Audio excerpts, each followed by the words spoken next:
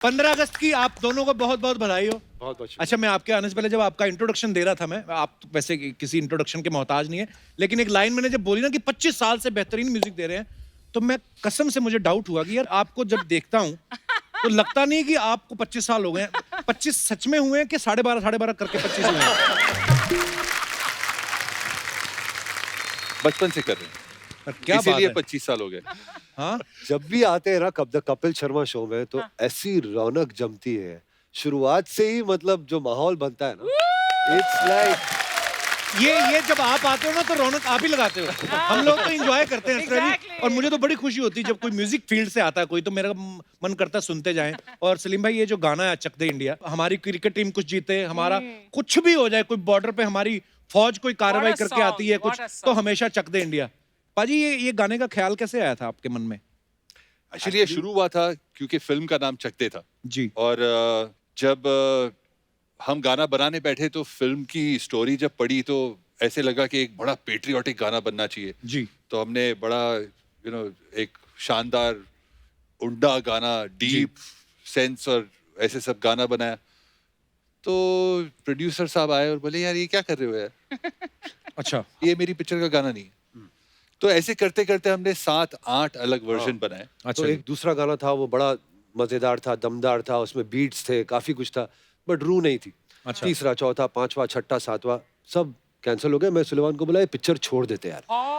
हाँ, मैंने सच्ची में बोला कि ऐसा लगता है कि शायद हम नहीं कर पाएंगे, इससे बेहतर ये है कि हम छोड़ दें ये पिक्चर। तो सुलेमान ने मुझे कहा कि नहीं यार, कोशिश करते, कुछ करिए, यहाँ से निकला। वाह। तो मैंने कहा, मैं जयदीप साहनी जो राइटर है फिल्म के, मैंने कहा जयदीप जरा आ जाए, कुछ करिए लफ्ज आया है, तू कुछ आगे बढ़ा दे बात। तो उसने लिखा कुछ करिए, नस नस मेरी खौले कुछ तो करिए। कुछ नहीं, आप बहुत कुछ कर गए आप। और बड़ा ही कमाल का गाना है, बहुत बहुत मुबारक हो आपको। Thank you. आइए सलीम भाई, आपका बहुत बहुत स्वागत है। सुलेमान भाई please. Thank you. What is this instrument called?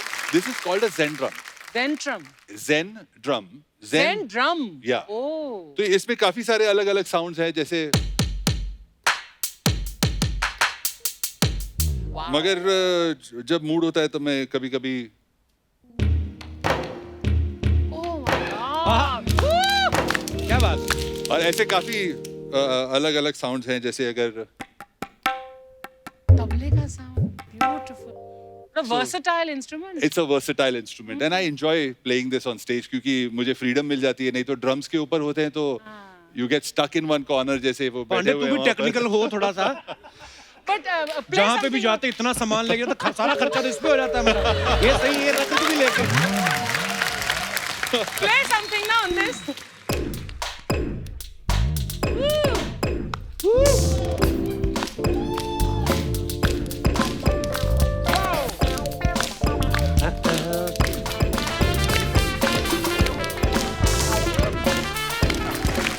वाह।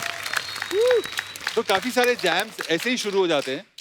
हम लोग रिहर्सल्स कर रहे होते हैं एंड कुछ एक ऐसे ही ग्रूव शुरू हो जाता है एंड ऐसे ही जैम शुरू हो जाते हैं, which is why I like this instrument. It's very Actually. Cool. Hands free. अभी ये बोलेंगे ना कि मेरे बेटे को भी ऐसा चाहिए, तो इनको देना चाहिए। आपका बहुत बहुत स्वागत है। कहने ही वाली थी यार. बेटे को चाहिए। नहीं, ऐसे बोल देती हैं कभी कभी, बेटा इनका फुटबॉल खेलता है, कुछ भी बोल देती हैं। कल इसको बोल रही थी, मेरा बेटा त्रम्पट बहुत लाइक करता है।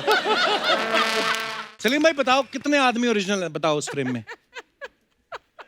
यार आदमी original. मुझे कहना पड़ेगा कि ये इतना कमाल का सेटअप है, मतलब ऐसा लगता ही नहीं कि आप सही कह रहे हैं। मतलब जो ऑडियंस की जो जी कमी है वो महसूस ही नहीं हो रही है। एक तो of course the one and only Archana ji is here Thank you. And she is really equivalent to all. अच्छा सलीम भाई, आप दोनों साथ में म्यूजिक करते हैं, तो अब तो बड़े हो गए हैं आप, लेकिन बचपन में शरारतें भी आपकी इंडिविजुअल होती थी कि साथ में ही करते थे? कुछ साथ में करते थे वैसे। एक्चुअली ये बात मैंने कभी कही नहीं है, ये शो पे पहली बार कह रहा हूँ टेलीविजन पर।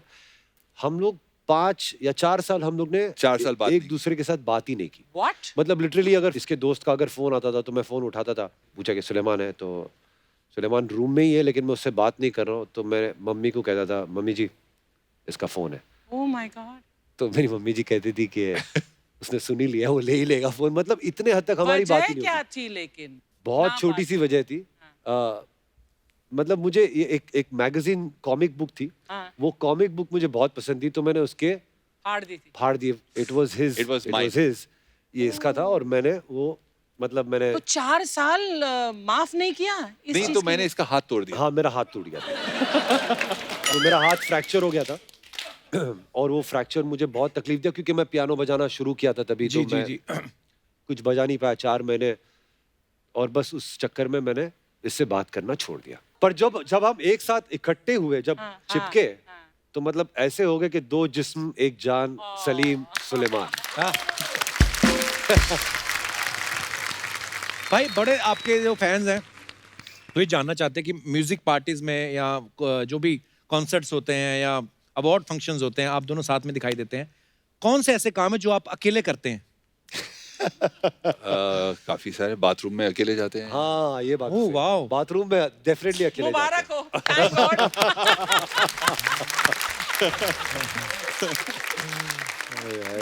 जैसे सलीम भाई जब गाना गाते हैं ना, बड़ी प्यारी आवाज है इनकी, और जब कोई दर्द भरा गाना गाते हैं इनकी आवाज में दर्द भी बहुत है। तो ये जानना चाहती थी हमारी टीम, बोल रहे थे कि यार पूछना सलीम भाई से कि दर्द जो है आपकी आवाज शादी के बाद आया या या पहले बहुत धोखे खा चुके हैं इसलिए दर्द आया आपकी आवाज में? मैं तो बचपन से ही धोखे खा रहा हूँ वैसे। Were you the Romeo type? This heart is for everyone. अच्छा। वाह। देखिए क्या है, ये हर फनकार का ये दिल वैसे होना चाहिए। मैंने तो अपनी बीवी को एक ना नकली आर्टिकल खुद ही बना के दिखा दिया। मैं कहा ये देख, ये रिसर्च है साइंटिस्ट की कि जो आर्टिस्ट लोग होते हैं ना, थोड़े मतलब अगर ऐसे दिल फेंक हो भी ना, उनकी कला में निखार आता है। उसने भी फिर एक आर्टिकल बना के दिखाया मेरे को। क्या था आर्टिकल? उसमें था कि जो बीवियां होती है ना दिल फेंक आर्टिस्ट, तो वो थोड़ा मार कुटाई भी कर लें तो उनमें भी प्यार बढ़ता है, कहती। तो सुलेमान भाई, आपको कभी हमने गाते नहीं देखा, आपका मन नहीं होता कि आप आलसी हो? आई मीन मैं एक्चुअली पहले गाता था, अच्छा जी। अभी भी कभी कभी मूड होता है तो गा लेता हूँ, अच्छा। मगर आलसी समझ लो। सलीम भाई, मतलब आप लोग दोनों यंग हो, इतने हैंडसम हो, ऐसे कभी, और ऊपर से आपके हमने वर्कआउट के वीडियो भी देखे, मुझे पता था कुछ आने तैयारी वाला वैयारी है। तो नहीं हो रही कोई फिल्म में आने की? पाजी, आपने देखा है कि अपने बहुत सारे जो हमारे म्यूजिक के फनकार है, सिंगर्स है जी। वो लोग जब फिल्म में कोशिश किए तो आपने देखा है क्या हुआ। आई थिंक म्यूजिक एक ऐसा समंदर है कि उसमें ही डूबो और उसमें ही एक्चुअली तैरो। पैरो। वो भी मतलब उसको पूरी जिंदगी निकल जाती है सिर्फ डूबने और तैरने Actually. में। तो मेरे ख्याल में हम लोग यही सही है। अरे सुलेमान भाई ना, मुझे कभी कभी मुझे वो लगते हैं जैसे पाकिस्तान के प्राइम मिनिस्टर हैं इमरान खान, इमरान, हाँ। है ना? एकदम से ऐसे करके निकल जाओ तो ऐसे ही लगता है इमरान खान ही बैठे हुए हैं। बैठे फिर पता लगा सुलेमान भाई बैठे हैं। एक्चुअली ये हो चुका है मेरे साथ। मैं मड जा रहा था, मड आइलैंड, अच्छा। वो फेरी के अंदर जो बोट है ना, बोट लेके जाती है, तो बोट में मैं बैठा था। इनको नहीं पहचाना, यही तो चलाती हैं वो। और मैं, I mean, अर्चना जी भी कभी कभी जाती हैं, मड आइलैंड रहती हैं तो इसलिए। तो वो बोट में था मैं, और नई नई गर्लफ्रेंड थी वो टाइम पे, अच्छा। वैसे ही लंबे लंबे बाल मेरे और सब, तो ऐसे छुप के बैठा हुआ था मैं, अंदर बात कर रहे थे हम लोग, सडनली एक वो मच्छी मार आया मेरे को, ए वसीम अकरम है ना, वसीम अकरम। बोला नहीं वसीम अकरम, वसीम अकरम है। और वो एक खुद को ऐसे लगा कि उसने पहचान लिया मुझे, तो सबको घेर लिया उसने, ए वसीम अकरम है। और मुझे समझ नहीं पड़ रही है मैं उसको बोलूं कि यार मैं सब वसीम अकरम नहीं हूँ, मैं सुलेमान हूँ। फिर मैंने बोला हाँ वसीम अकरम है, ठीक है गुड। कभी कभी लोग ना आपको मिस्टेक कर लेते हैं किसी और सेलिब्रिटी के लिए, और आपको उसके नाम से आपको ऑटोग्राफ देनी पड़ती है। आपको हुआ है ऐसे? हाँ, मेरे साथ हुआ है। ऐसी एक्ट्रेसेस के साथ मुझे मिस्टेक किया है, मतलब हम लोग कहीं दूर दूर से शक्ल नहीं मिलती। मुझे याद है आपने एक बार सुनाया था, आपको किसी ने धर्मेंद्र समझ लिया था।